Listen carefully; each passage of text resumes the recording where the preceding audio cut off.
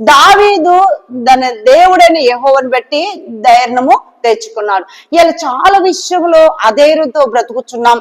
ఎన్ని విషయాల్లో ఒక్కొక్కసారి గుండెలో భయము, పరుగెత్తుతూ ఉంటాము, రైలు పరిగెత్తుతని అనుకుంటా ఉంటాము.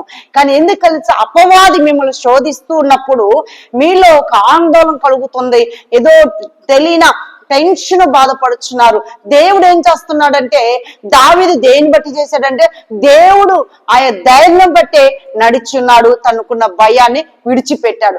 నువ్వేంటే ఎవరిని పెట్టాలంటున్నది? దేవుని బట్టే నువ్వు నడచాలా, దేవుని బట్టే ధైర్యము తెచ్చుకోవాలా. ఏ విషయంలో భయపడకము, ఏ విషయంలో టెన్షన్ పడకు, ఏ విషయంలో ఆందోళన పడకు, ఏ విషయంలో కూడా నువ్వు ఆందోళన పడి నువ్వు లేనిపోని అనేక వ్యాధులు తెచ్చుకోవద్దు. హల్లెలూయా. ఈ రోజు ఈ షార్ట్ చూస్తున్న వాళ్ళందరూ దేవుడు మీతో మాట్లాడుతున్నారు, నాతో మాట్లాడుతున్నారు. మీరు జాగ్రత్తగా దేవుని ఆ భయము, ఆందోళన నుంచి విడుదలైనట్టయితే దేవుడు కృప చూపాడు. దేవుడు నామకు వందనాలు కలుగును గాక. ఆమేన్.